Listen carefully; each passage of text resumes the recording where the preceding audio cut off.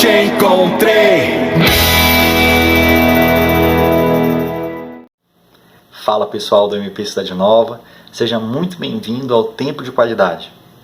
E hoje nós vamos tratar de um assunto muito pertinente para esses dias difíceis que nós estamos vivendo: a ansiedade.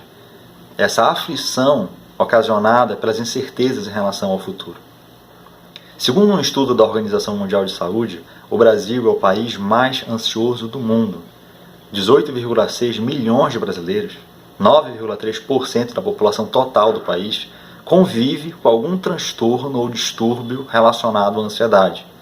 E esse quadro parece ter se intensificado nesses últimos dias, diante dessas crises de saúde, econômica e política que nós estamos vivendo.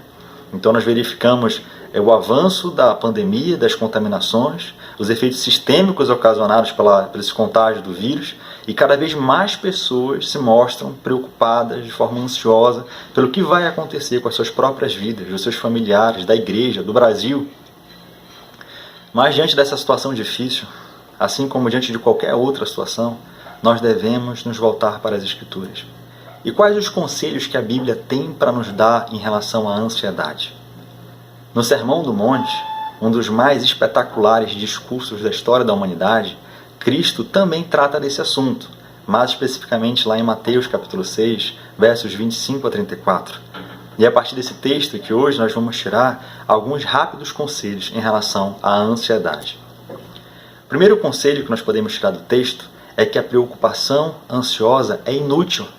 Lá no verso 27, Cristo diz: "Qual dentre vós, por ansioso que esteja, pode acrescentar um côvado ao curso da sua vida?" Um côvado, ali no primeiro século, equivalia a 44, 45 centímetros. Era, portanto, uma unidade de medida. Mas Cristo utiliza aqui esse termo de uma forma figurada para se referir a um pequeno momento.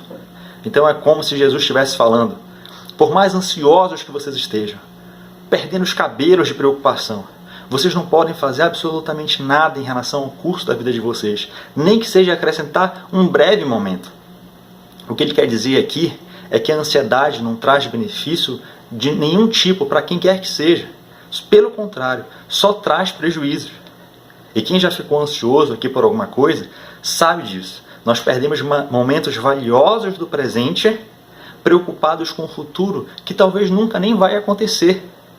Eu lembro de alguns anos atrás, como eu ficava ansioso esperando o resultado das provas que eu fazia. Eu já tinha feito as provas, não tinha mais nada o que fazer. Mas eu perdia tempo, um tempo precioso, pensando naquilo, qual seria o resultado.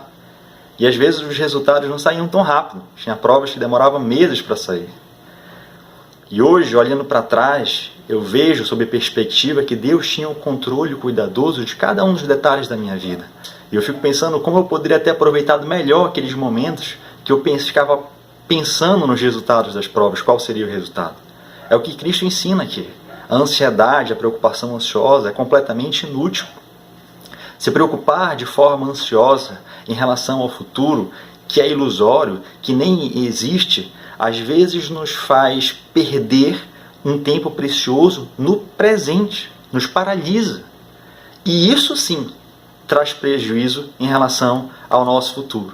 Nós deixamos de viver a vida como ela realmente deveria ser vivida, de forma plena no presente, e acabamos por trazer consequências negativas em relação ao nosso futuro. Nós devemos sim pensar no futuro, e devemos nos preparar para ele de forma responsável, mas jamais devemos perder a paz por causa da preocupação ansiosa. Segundo conselho que nós tiramos do texto, é que nós devemos priorizar as coisas realmente importantes da vida. No verso 25, Cristo ensina: "Por isso vos digo, não andeis ansiosos pela vossa vida, quanto ao que haveis de comer ou beber, nem pelo vosso corpo, quanto ao que haveis de vestir. Não é a vida mais que o alimento, e o corpo mais do que as vestes?" Nós temos a tendência de esquecer todas as bênçãos que nós recebemos de Deus, todos os dias. E a gente passa a se concentrar só naquilo que a gente não tem. E a maior bênção que nos foi dada gratuitamente foi a salvação das nossas almas. Essa certeza de que depois dessa jornada, depois dessa caminhada aqui que se chama vida, nós vamos passar a eternidade toda ao lado do nosso Pai, ao lado do nosso Redentor. o que nós daríamos em troca da nossa alma? O que seria tão valioso nesse mundo, objeto das nossas preocupações, que nós trocaríamos pela nossa alma, pela nossa salvação? Absolutamente nada. Então o mais precioso que nós poderíamos ter já foi entregue graciosamente por Deus, a nossa salvação. E às vezes são as coisas mais irrelevantes, mais pequenas dessa vida que nos tiram a paz. Um bom exercício para que a gente possa determinar aquilo que é relevante ou não é fazer a seguinte pergunta: que importância isso que está me preocupando tanto vai ter daqui a 1 ano, daqui a 5, daqui a 10 anos? Isso e em relação à eternidade? A gente passa a ver então como esses fatos, esses acontecimentos, essas ocorrências são tão pequenas, não resistem nem ao teste do tempo. Será que vale a pena a gente se preocupar com essas coisas que nós estamos nos preocupando?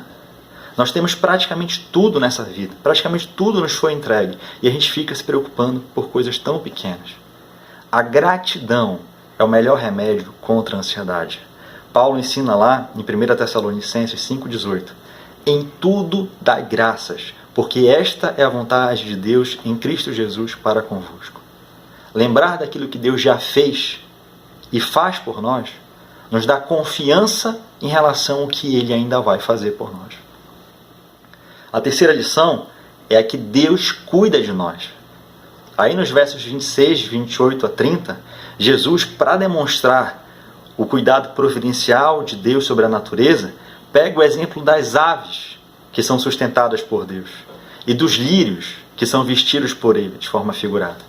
Então o que ele quer dizer aí é que já que Deus sustenta as aves, Ele veste os lírios, e nós somos muito mais valiosos para Deus do que as aves e a erva do campo, Ele jamais vai nos deixar desassistidos.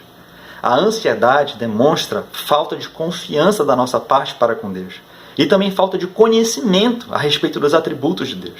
Se nós conhecêssemos de fato o Deus a que nós servimos, nós jamais iríamos desconfiar do seu cuidado providencial. Diante da ansiedade em relação ao futuro, o que a Bíblia nos ensina é que nós devemos nos apresentar em oração diante de Deus, entregando a Ele todas as nossas preocupações. É o que Pedro nos lembra ali na primeira epístola, capítulo 5, verso 7. Ele diz: lançando sobre Ele toda a vossa ansiedade, porque Ele tem cuidado de vós. Paulo também ensina a mesma coisa lá em Filipenses 4, 6 a 7. Não andeis ansiosos de coisa alguma.